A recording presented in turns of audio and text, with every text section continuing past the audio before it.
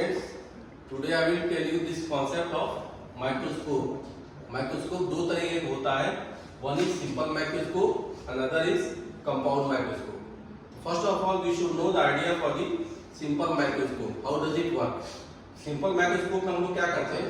Normal convex lens and object shall be placed at a position less than the focal length.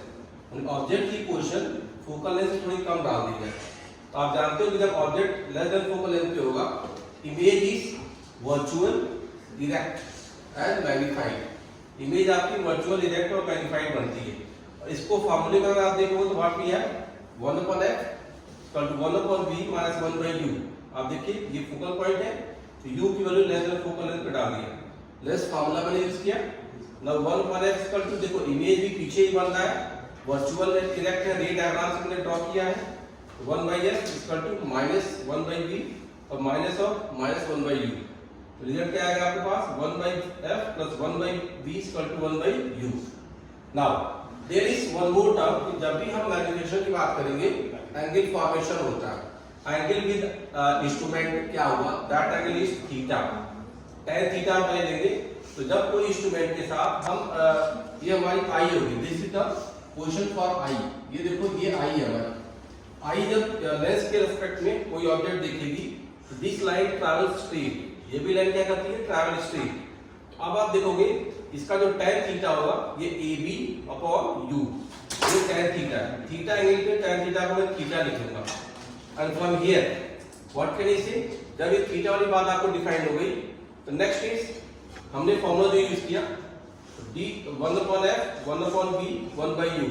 अब इसमें आप क्या करो, through out को हम d से मल्टीप्लाई कर रहे हैं. तो d/f plus d/v equal to d/u. ये क्यों किया है थ्रू आउट d से मल्टीप्लाई? बिकॉज़ मैग्नीफिकेशन का एक और तरीका होता है इंस्ट्रूमेंट में, it is theta theta nought. Theta nought और थीटा क्या होता है ये ध्यान दीजिए. This distance of distinct division. जब कोई ऑब्जेक्ट 25 सेंटीमीटर की होती है, तो हम अनएडेड आई से जब उसको देखते हैं, तो उसका जो एंगल फॉर्मेशन होगा दैट इज थीटा नॉट.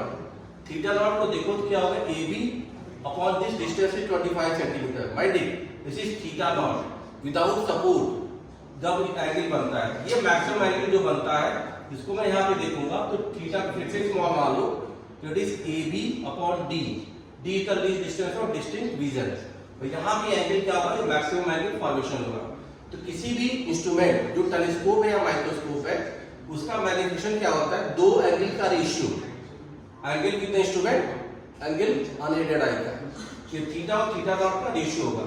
अब मैं यहाँ पे कह रहा हूँ कि थीटा और थीटा नॉट जब मैं रखूंगा, तो theta was AB upon u and theta naught is AB upon d. तो दोनों को मैं जब डिवाइड करूंगा, I will get A ratio d/u. तो मैग्नीफिकेशन n क्या आ गया मेरे पास? d/u आ गया. अब इस d/u में जैसे हमारे पास यहाँ जो फॉर्मेशन आई थी, अब देखिए ये 1/u वाला रिजल्ट था, इसी को d/u कर दो. तो d/u हमने इसको थ्रू आउट d से मल्टीप्लाई किया. अब फर्दर क्या कर रहे हैं हम लोग? हम कह रहे हैं कि यहाँ भी जो ऑब्जेक्ट है उसका इमेज कहाँ बन रहा है? 25 सेंटीमीटर पे. ऐसे u पे रख रहे हैं कि इमेज कहाँ बने? 25 सेंटीमीटर पे. That's why your v becomes d. वहां भी 25 सेंटीमीटर और इंस्ट्रूमेंट के साथ भी मेरा इमेज कहाँ बने? 25 सेंटीमीटर. हेंस इट इज, देखिए d/f d/d d/u. या फर्दर वैल्यू d/u आ गया. अब देखो d/d is 1, hence this magnification is 1 plus d/f. और जब इमेज 25 सेंटीमीटर पे बनती है, that is the condition of strained eye. ये कौन सी कंडीशन बनेगी आपकी? स्ट्रेन्ड आई. स्ट्रेन्ड आई में थोड़ा आंखों पे जोर पड़ता है और ये लीस्ट डिस्टेंस है. लेकिन यही इमेज अगर मैं ऑब्जेक्ट को u इक्वल टू फोकस में रखूंगा, तो image will be formed at infinity. तो वो क्या हो जाता है? रिलैक्स आई होता है. तो रिलैक्स आई का भी कंडीशन आता है. तो रिलैक्स आई में हम लोग क्या पाएंगे? 1 नहीं आएगा, केवल d/f आएगा. और स्ट्रेट आई में 1 प्लस d/f. रिलैक्स आई तभी होती है जब हम फार ऑफ डिस्टेंस की चीजों को देखते हैं. हम दूर दूर की चीजों को देखें, सूरज, चांद, तारे, पहाड़, नदी, नाले, उसमें हमारी आंखों में कोई जोर नहीं पड़ता है.